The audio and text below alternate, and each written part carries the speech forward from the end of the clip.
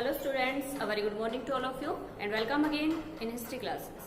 Students, आशा करती हूँ आप घर पे सेफ है, सुरक्षित और अपना जो वर्क है वो रोजाना डेली वर्क अपना प्रॉपरली कर रही हैं।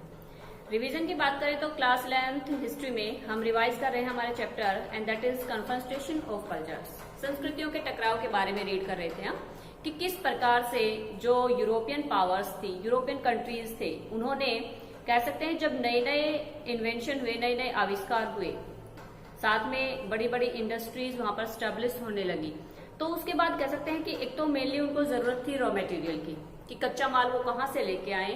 दूसरा, जो तैयार माल हो जाता था वहां पर उनको बेचने के लिए उनको मार्केट की जरूरत थी। और यही सारे मेन रीजन थे कि सारी यूरोपियन पावर्स निकल पड़ी भौगोलिक खोजों के लिए, अलग अलग कंट्रीज की खोज की जाने लगी। कह सकते हैं कि जो यूरोप का टाइम पीरियड था, एक ऐसा टाइम पीरियड आया था उसमें मिडिवल में कि जब वहां पर कह सकते हैं कि पूरी डार्कनेस, जिसको एज ऑफ डार्कनेस का टाइम बताया जाता है, यानी कि अंधकार का युग कहा जाता था। क्यों? क्योंकि लोग अपने कल्चर के प्रति कह सकते हैं बिल्कुल ही कह सकते हैं कि अपने कल्चर से उन्होंने बिल्कुल ही नाता तोड़ लिया था, या फिर कह सकते हैं कि किसी भी प्रकार की क्रिएटिविटी उस टाइम पीरियड के दौरान वहां पर नहीं हुई। और ये सारे रीजन थे कि उसके बाद धीरे धीरे जब सिचुएशन चेंजेस आने लगी, तो चाहे वो शिल्प कला है, मूर्ति कला है, या फिर लिटरेचर में है, या फिर कह सकते हैं कि बड़े बड़े फिलोसफर सामने आए, धर्म में जो कुरीतियां थी उनको दूर करने के लिए धर्म सुधार आंदोलन वहां पर चले। और लगभग धीरे धीरे एक ऐसा टाइम पीरियड वहां पर स्टार्ट हो गया कि जब लोगों ने क्रिएटिविटी को अपनाना शुरू कर दिया, नई नई भौगोलिक खोजों की तरफ वो निकल पड़े। साथ में कह सकते हैं कि बड़े बड़े आविष्कार उस टाइम पीरियड के दौरान यूरोप में हुए, और जिसके कारण मेनली क्या हो रहा था वहां पर कि लोग अपने जो कह सकते हैं कल्चर की तरफ जाने लगे थे। तो इसी चीज को हमने रीड किया था हमारे प्रीवियस चैप्टर में। अब उसके बाद जब यूरोपियन पावर्स वहां से जा रही हैं दूसरी कह सकते हैं कॉन्टिनेंट्स पे, दूसरे कंट्रीज में खोजों के लिए, इन्वेंशन करने के लिए, तो वहां की जो कल्चर है अलग है, यूरोप की जो कल्चर थी वो अलग थी। दोनों के बीच में क्या हो रहा है, वहां पर कन्फ्रंटेशन की स्थिति पैदा हो रही है। इट मीन्स टकराव की जो सिचुएशन थी वो वहां पर क्रिएट होने लगी। तो चैप्टर में हमने रीड किया है कि जो अमेरिकन सिविलाइजेशन है, नॉर्थ अमेरिका और साउथ अमेरिका की कल्चर्स के बारे में हम रीड कर रहे हैं। और मेनली हमने रीड किया है इसमें एज़टेक, माया और इंका, तीनों ही सिविलाइजेशन के बारे में कि किस प्रकार से ये एक वेल डेवलप्ड सिविलाइजेशन थी। कह सकते हैं कि इन सारी चीजों से दूर थी, भौतिकतावाद से दूर रहते हुए भी जब बाहर की जो पावर्स आकर यहाँ पर स्टेब्लिश होने लगी, इनके ऊपर कैप्चर करने की सिचुएशन आई, तो दोनों के बीच में टकराव की जो स्थिति थी वो किस प्रकार से उत्पन्न हुई। थोड़ा सा हम बेसिक फेज देखेंगे इन तीनों ही सिविलाइजेशन का चैप्टर में। First, chief features of the American civilisation, कि मेन फीचर्स कौन कौन सी थी जो सिविलाइजेशन थी इसकी। सबसे पहले द माया सिविलाइजेशन, सबसे पहले हम रीड करने वाले हैं, इसमें थोड़े से बेसिक इन्फॉर्मेशन देखेंगे माया सिविलाइजेशन की, जो कि कहाँ पर फली फूली थी, सेंट्रल अमेरिका में, यानी कि मध्य अमेरिका की हम बात करेंगे तो वहां पर कौन सी कल्चर थी, माया सिविलाइजेशन की बात करेंगे। एग्रीकल्चर यहाँ पर मेन थी, agriculture was their main occupation. Maya लोगों का मेन ऑक्यूपेशन की जब बात की जाती है तो कौन सा था, वो एग्रीकल्चर का था। उसके बाद उनकी जो स्क्रिप्ट की बात करें कि देयर स्क्रिप्ट वॉज पिक्टोरियल, यानी कि चित्रमयी लिपि थी इनकी। ये जो लिपि यूज करते थे, जो इनकी लैंग्वेज की स्क्रिप्ट थी वो कैसी थी, पिक्टोरियल थी। पिक्टोरियल मीन्स चित्रमयी थी। At times vowels were also used, और इस टाइम पीरियड के दौरान जो वॉवल्स थे वो इसमें यूज किए जाते थे। सबसे मेन माया जो लोग थे एग्रीकल्चर बेस्ड सिविलाइजेशन थी। साथ में जो स्क्रिप्ट की बात की हमने वो कैसी थी, पिक्टोरियल थी। और they build many splendid pyramids, और सबसे मेन जो माया लोगों की अचीवमेंट्स के बारे में बात करें तो ये पिरामिड बनाने में बहुत ही प्रसिद्ध थे, या इनको जो कह सकते हैं कि जो पिरामिड्स की जो आर्ट थी वो माया लोगों को आती थी। They made a solar calendar, Maya लोगों ने एक अपना कैलेंडर बनाया हुआ था, और वही कैलेंडर जैसे आज प्रेजेंट डे के अकॉर्डिंग हमारा जो कैलेंडर चल रहा है वो बहुत पहले कह सकते हैं कि किन लोगों ने बना लिया था, माया सिविलाइजेशन के लोगों ने बना लिया था। According to which a year had 365 days, उनके कैलेंडर जो उनके द्वारा बनाया गया था उसमें कितने डेज थे, 365, 365 थे। और आज प्रेजेंट में हमारा जो कैलेंडर हम यूज कर रहे हैं, हमारा जो कैलेंडर चल रहा है उसमें भी कितने दिन होते हैं, 365 होते हैं, और फिर 366 4 ईयर्स के बाद बन जाते हैं। तो माया लोगों के बारे में कह सकता है कि उन्होंने जो भी पंचांग बनाए, जो कैलेंडर बनाए, वो एज इट इज आज भी प्रेजेंट डे में हम यूज कर रहे हैं।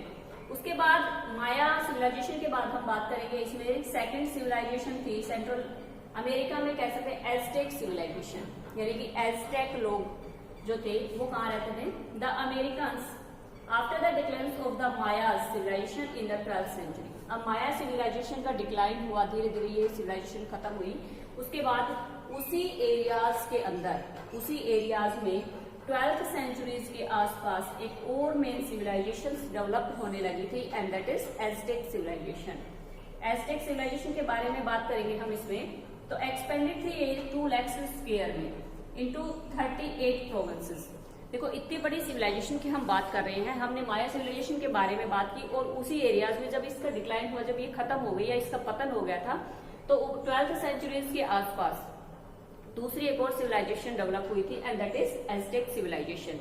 एज़टेक सिविलाइजेशन की बात अगर हम करें इसमें, तो ये जो सिविलाइजेशन थी कितने बड़े एरिया में फैली हुई थी, इसको हम देख सकते हैं कि 2 लाख स्क्वायर एरियाज में ये फैली हुई थी, और साथ में इसमें प्रोविंस बनाए गए थे। प्रोविंस दैट मीन्स जो राज्य हमारा आज का फॉर्मेशन है उसको प्रोविंस बोलते थे उस टाइम पीरियड के दौरान। तो टोटल प्रोविंस की बात करें तो 38 प्रोविंस थे उस टाइम पीरियड के। तो इससे हम, इनके प्रोविंस थे 38, तो इससे हम इस चीज का अंदाजा लगा सकते हैं कि ये जो सिविलाइजेशन थी ये कितने बड़े पैमाने पर फैली हुई होगी। Learn how to melt metal. अब इन लोगों के अगर हम अचीवमेंट की बात करेंगे, एज़टेक लोगों की, तो इनके अचीवमेंट्स में मेन अर्थ है कि इन्होंने जो मेटल्स होती थी उनको पिघलाना सीख लिया था, कि जो मेटल्स होती है, जो धातुएं होती हैं, उनको कैसे मेल्ट किया जाता है।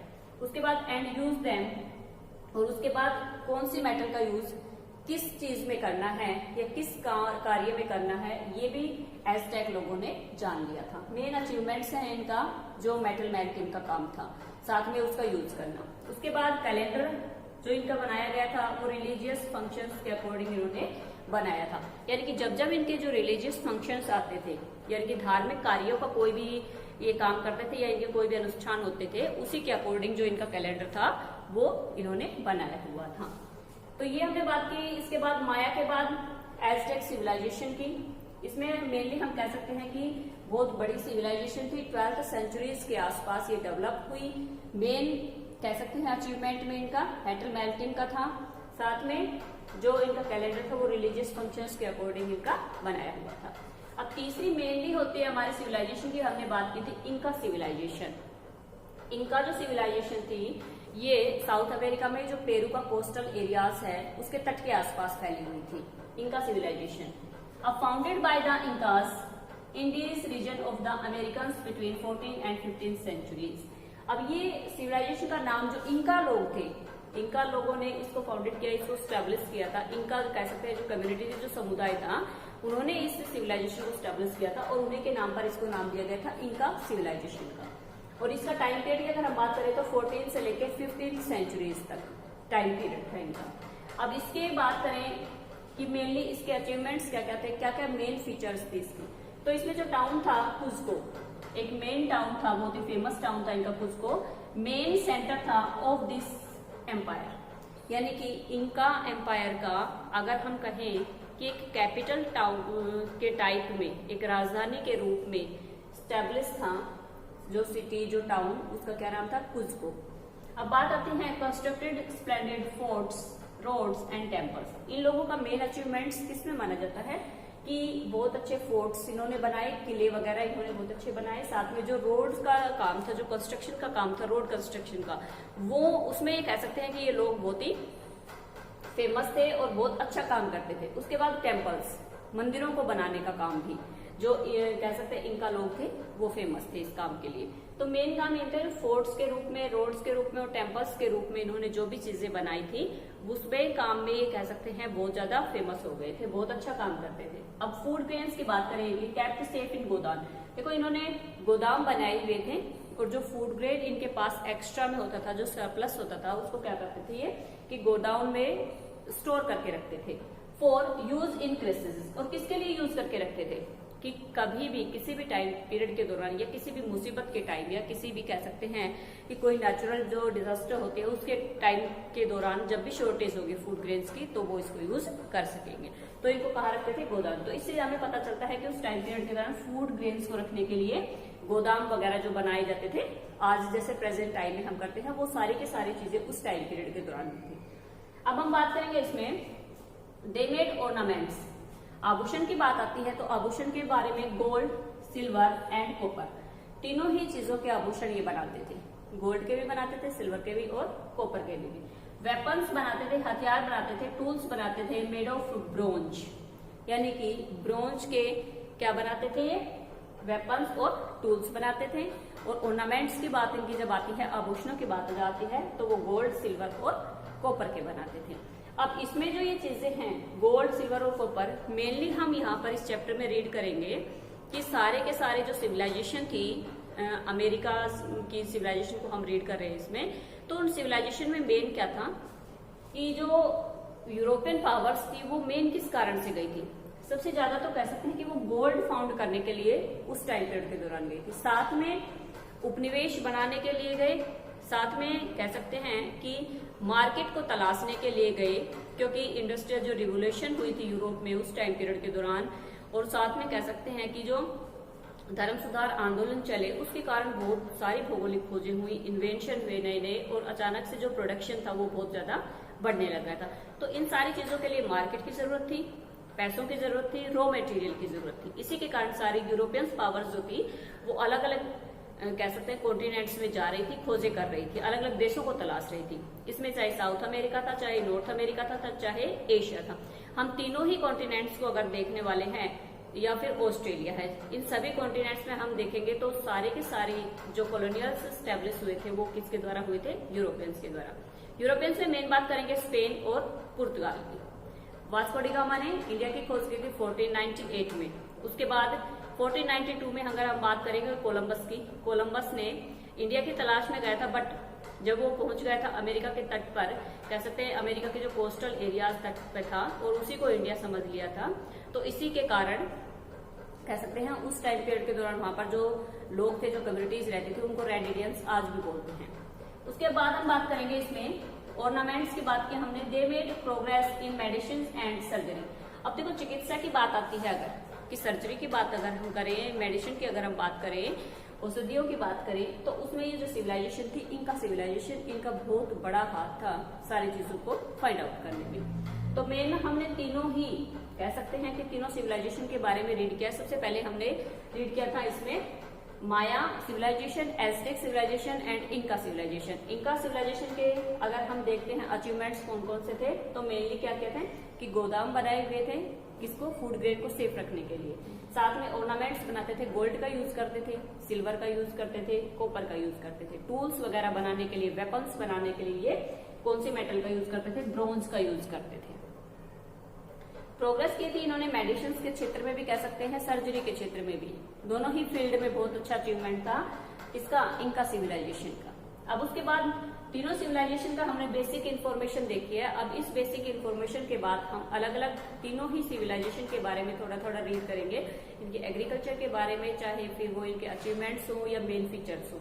तो सबसे पहले हम देखेंगे कि एज़टेक पॉलिसी क्या थी टुवर्ड्स एजुकेशन, कि एज़टेक जो लोग थे वो एजुकेशन की तरफ किस प्रकार से, उनकी क्या नीति अपनाई हुई थी, किस प्रकार की एजुकेशन उस टाइम पीरियड के दौरान वो अपने चिल्ड्रंस को देते थे।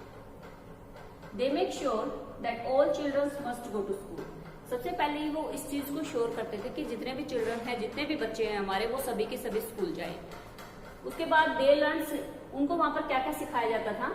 रिलीजन से रिलेटेड, धर्म से रिलेटेड सिखाया जाता था, हिस्ट्री, इतिहास पढ़ाया जाता था, मिथ, कोई भी जो पौराणिक गाथाएं होती थी उनसे रिलेटेड बातें बताई जाती थी, एंड सेरेमोनियल सॉन्ग्स, और उनके कह सकते हैं कि किसी भी प्रकार की जो वीर गाथाएं थी उनके बारे में भी उनको बताया जाता था। अब उसके बाद जो गर्ल्स थी वर ट्रेन्ड इन डोमेस्टिक स्किल। जो गर्ल्स थी उनका मेन क्या था कि उनको किस चीज के लिए कह सकते हैं कि काम दिया जाता था? उनको काम दिया जाता था कि डोमेस्टिक जो घरेलू कामकाज है उसमें निपुण करवाया जाता था। They were train to become military and religious leaders.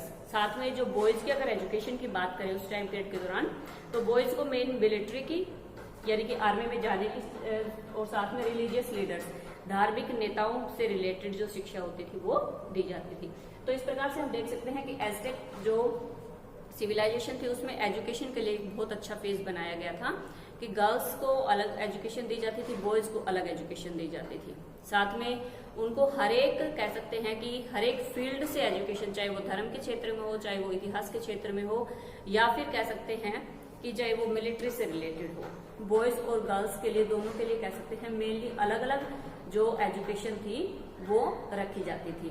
लड़कियों को घरेलू कामकाज से रिलेटेड शिक्षा दी जाती थी और साथ में जो बॉयज थे उनको मिलिट्री इत्यादि से रिलेटेड जो शिक्षा थी वो दी जाती थी। तो तीनों ही सिविलाइजेशन को हमने रीड किया है। नेक्स्ट वीडियो में हम रीड करेंगे अलग अलग सिविलाइजेशन के बारे में, अलग अलग उनकी जो मेन फीचर्स हैं उनके बारे में। आई होप आप तीनों ही सिविलाइजेशन का जो फेज था वो अच्छे से समझ गए होंगे। Okay students, thanks.